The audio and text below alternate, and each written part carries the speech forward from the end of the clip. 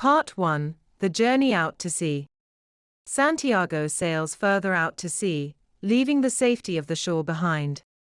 He feels the saltwater spray on his face as he scans the horizon for any signs of fish. The camera shows the vast expanse of the ocean, highlighting how small Santiago's boat is in comparison. As Santiago waits for a fish to bite, he thinks about his idol, Joe DiMaggio, and how the baseball player persevered through injury to achieve greatness. He compares himself to DiMaggio, feeling a sense of pride and determination despite his age and recent bad luck. Hours pass, and Santiago still hasn't caught anything. The sun beats down on him, and he feels the exhaustion and thirst creeping up on him. He drinks some water from his canteen and continues to wait, knowing that the longer he stays out at sea, the better his chances of catching a fish. Suddenly, he feels a tug on his line. He pulls it in, hoping that it's a big catch. However, he discovers that it's only a small fish, not even worth keeping. He throws it back into the sea and casts his line again. As the day wears on, Santiago starts to feel the effects of his exhaustion and thirst. He talks to himself, trying to keep his spirits up and his mind focused on the task at hand. He remembers the times when he caught huge fish, and he hopes that he can do it again. As the sun begins to set, Santiago finally feels a strong tug on his line. He knows immediately that it's a big fish. He tries to reel it in, but it's too strong. The camera shows Santiago's hands, cut and bleeding from the struggle. He grits his teeth and keeps fighting. Finally, he manages to pull the fish close to the boat. He sees that it's a marlin, the biggest fish he's ever caught. He feels a sense of pride and excitement, knowing that this catch will bring him back to his former glory. He pulls out his harpoon and prepares to kill the fish, but then he hesitates. He looks into the marlin's eyes and sees something in them that makes him feel a sense of kinship. He decides to let the fish go, feeling a sense of respect for its strength and power.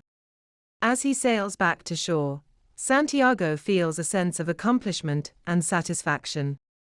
He knows that he's still got it, and that he can still be a great fisherman. He looks forward to showing the marlin to the villagers, and proving that he's still a force to be reckoned with. Part 2. The Struggle with the Sharks.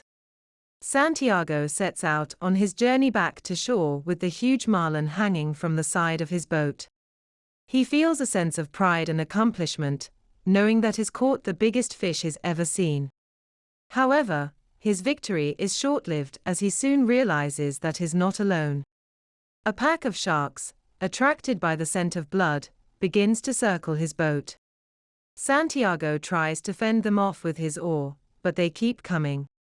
He knows that he can't let them destroy his catch, but is also aware that he's too weak to fight them off. The camera shows the sharks circling the boat, their fins cutting through the water with ominous speed. Santiago's face shows a mixture of fear and determination as he tries to keep them at bay. Finally, one of the sharks attacks the marlin, tearing a chunk of flesh from its side. Santiago manages to hit the shark with his oar, driving it away, but he knows that there are more to come. He braces himself for the battle to come. Over the course of the night, Santiago fights off several sharks, each one taking a piece of his prized catch. The camera shows the old man's tired and blooded face as he struggles to keep the sharks at bay. He knows that he's in a losing battle, but he refuses to give up. As the sun rises, Santiago realizes that there's no hope left. The sharks have taken nearly all of the marlin, leaving only a skeleton behind. He feels a sense of defeat and despair, knowing that he's lost the battle. He sets out for shore, feeling empty and defeated. When he finally reaches the shore, he's met by a crowd of villagers, amazed at the size of the marlin skeleton. Santiago feels a sense of shame, knowing that he's lost his catch to the sharks. However, the villagers see him as a hero, and they praise him for his bravery and determination. Santiago feels a sense of pride, knowing that he's proved himself to be a true fisherman, even in the face of defeat. Part 3. The Resolution. Santiago returns to his village, exhausted and injured from his battle with the sharks. He heads straight to his shack, where he falls into a deep sleep. When he wakes up, he's greeted by the young boy who used to fish with him. The boy is amazed at the size of the marlin's skeleton, and he tells Santiago that he wishes he could have been there to help him. Santiago tells the boy about his battle with the sharks, and the boy is in awe of his bravery. Santiago gives the boy the marlin's spear, as a token of their friendship and a reminder of his own struggle. Santiago spends the next few days recovering from his injuries, and he spends his time reflecting on his life and his legacy. He realizes that he's not as strong as he once was, but he knows that he still has a lot to offer the world. He feels a sense of gratitude for the life he's lived, and he's content knowing that he's made a difference. The camera shows Santiago going about his daily routine, talking with his neighbors and going to Mass. He's a respected member of his community, and he's well loved by all who know him. He spends his days fishing and repairing his boat, always staying busy and never losing sight of his purpose. One day, Santiago decides to head out to sea again, despite his advanced age and his recent injuries. He knows that he can still fish, and he wants to prove to himself that he's still capable of catching the biggest fish in the sea. The camera shows Santiago heading out to sea once again, his boat cutting through the waves with determination. He feels a sense of purpose and determination, knowing that he still has a lot to offer the world. The story ends with Santiago's boat disappearing over the horizon, as he sets out on a new adventure, always searching for the next big catch. The camera lingers on the empty sea, as the sun sets on another day, and the sound of the waves fades away into the distance. Part 4. The Epilogue. In the final section of the story, the villagers notice Santiago's absence and worry about his safety.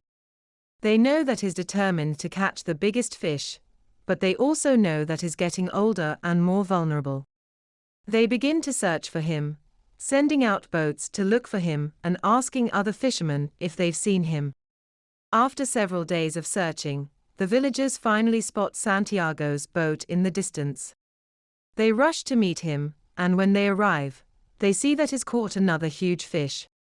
The villagers are amazed by Santiago's tenacity and his ability to continue fishing, despite his age and his injuries. Santiago is exhausted and injured from his latest battle, but is also elated by his victory. He tells the villagers about his latest catch, and shares his excitement with them. They are impressed by his determination and his skill, and they congratulate him on his success. The camera shows Santiago returning to his village, his boat now carrying 2 massive fish. The villagers gather around him, celebrating his victory and expressing their admiration for him. They know that he's a legend in their community, and they are grateful for his presence in their lives. Santiago is finally able to rest, surrounded by the love and support of his fellow fishermen. He knows that he's accomplished something great, and is proud of what he's achieved. The story ends with Santiago looking out at the sea, his heart full of gratitude and his mind at peace, knowing that he's lived a full and meaningful life.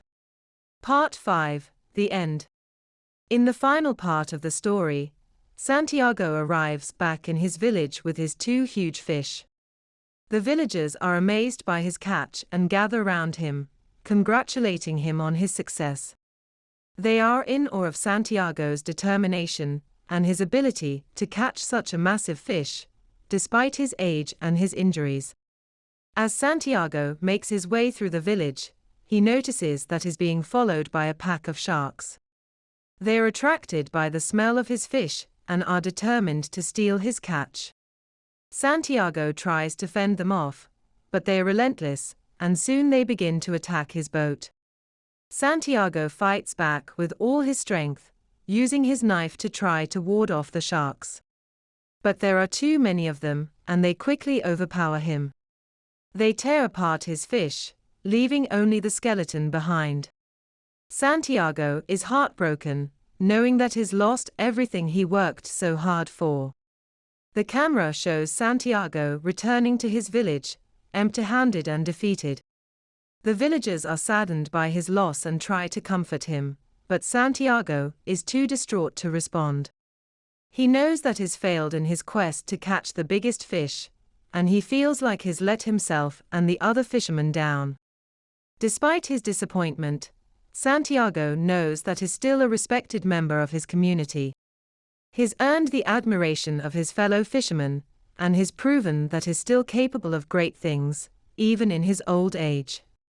Santiago takes solace in the fact that he's still alive and able to continue fishing, and he knows that he'll always have the sea to provide for him. The story ends with Santiago returning to his small shack and falling into a deep sleep. He dreams of the lions he saw on the beaches of Africa, and he feels at peace, knowing that he's lived a life filled with adventure and meaning. Though he may have lost his latest battle with the sea, he knows that he'll always be a part of it, and that he'll continue to find joy in its mysteries and challenges. The Old Man and the Sea concludes with a sense of acceptance and appreciation for the cycle of life and nature. Santiago has lost his prized fish, but he has gained a newfound understanding of his place in the world. As Santiago rests in his shack, he dreams of the lions that once roamed on the beaches of Africa. This dream represents Santiago's memories of his youth, but also symbolizes his acceptance of the natural order of life. Just as the lions have come and gone, so too will Santiago eventually pass away, but his legacy will live on through his experiences and his influence on those around him. In the end, Santiago finds peace in the realization that he has lived a life full of adventure, challenges, and meaningful relationships. He has faced death, and in doing so, he has come to understand the value of life. He has learned to appreciate the beauty of the sea and its inhabitants, and to accept the fact that the cycle of life and death is an integral part of nature. The story ends on a hopeful note, with Santiago looking forward to future fishing expeditions, and to the possibility of catching even bigger fish. He knows that the sea will continue to provide for him, and that he will always have the memories of his past experiences to guide him. Overall, the conclusion of The Old Man and the Sea emphasizes the importance of perseverance, resilience, and acceptance in the face of life's challenges. Santiago may have lost his latest battle with the sea, but he has gained a greater understanding of his place in the world, and he has emerged stronger and wiser for it.